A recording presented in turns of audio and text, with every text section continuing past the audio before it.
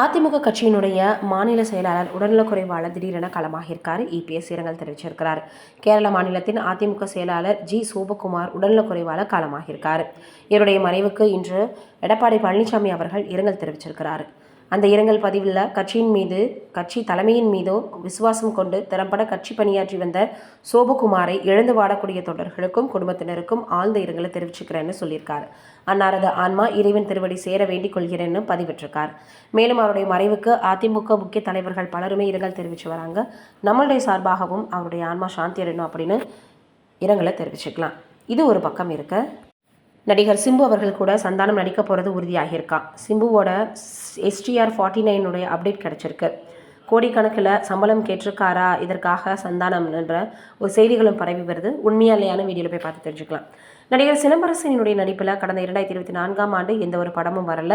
அதற்கு முன்னாடி 2023 10 தலை அப்படின்ற படத்தை நடித்தார். இந்த படத்தில் ஜோடியே இல்லாமல் சிங்கிளாக நடிச்சிருந்தார். இந்த படமும் சிம்புவினுடைய ஆக்ஷன் கம்பேக் படமாக அமைஞ்சது. தொடர்ந்து இயக்குனர் மணிரத்னத்தினுடைய தக் லைஃப் படத்தில் இணைஞ்சார். இந்த படத்தில் நடிகர் கமலஹாசன் முன்னணி கதாநாயகனாக நடிச்சு வர நிலையில் அடுத்த லீடர் நாயனாக அவர் நடிச்சு வருகிறார். இந்த படம் தற்போது இறுதிக்கட்ட பணிகளில் இருக்குது. இது எல்லாருக்கும் தெரிஞ்ச விஷயம்தான்.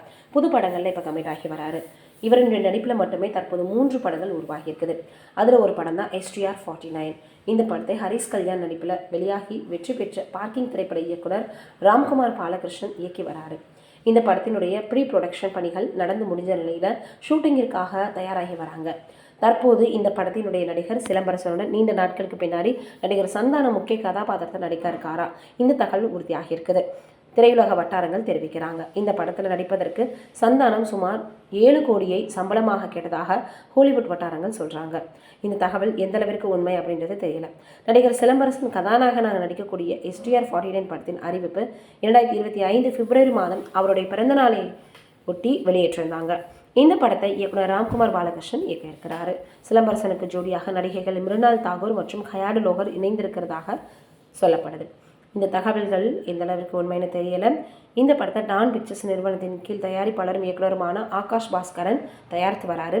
இந்த படத்திற்கு இளம் இசையமைப்பாளர் சாய் அபயங்கர் இசையமைக்க இருக்கிறார். இதன் அதிகாரப்பூர்வ அறிவிப்புகள் சமீபத்தில் தமிழ் புத்தாண்டை முன்னிட்டு வெளியாச்சு. இந்த படத்தினுடைய ஷூட்டிங் தொடங்கி இருக்கிறதாக சொல்லப்பட்ட நிலையில் இதனுடைய அறிவிப்புகள் எதுவுமே இப்போதைக்கு வெளியாகலை. ஆனால் சந்தானம் இணைய போகிறாரு. அவர் இப்போ பார்த்தீங்கன்னா கோடிக்கணக்கில், அதாவது 7 கோடி வரைக்குமே சம்பளம் கேட்டிருக்காரு அப்படின்ற மாதிரியான செய்திகள் வெளியாகி இருக்குது. இது எந்த அளவுக்கு உண்மை அப்படின்றது தெரியல. ஆனால் ஹீரோவாக நடித்து வந்த சந்தானம் அவர்கள் சிம்புவோட இணைந்து காமெடி கதாபாத்திரத்தில் நடித்தா நிச்சயமாக அந்த படம் நல்லபடியாக வெற்றி அடையும். அவங்க இருவரினுடைய காம்போ நல்லா இருக்கும் அப்படின்னு ரசிகர்களும் எதிர்பார்க்குறாங்க. ரசிகர்களுடைய ஆசையை பூர்த்தி செய்கிறாங்களா இல்லையான்னு வெயிட் பண்ணி பார்க்கலாம். நீங்கள் என்ன நினைக்கிறீங்கன்னு கமெண்ட்டில் சொல்லுங்கள்.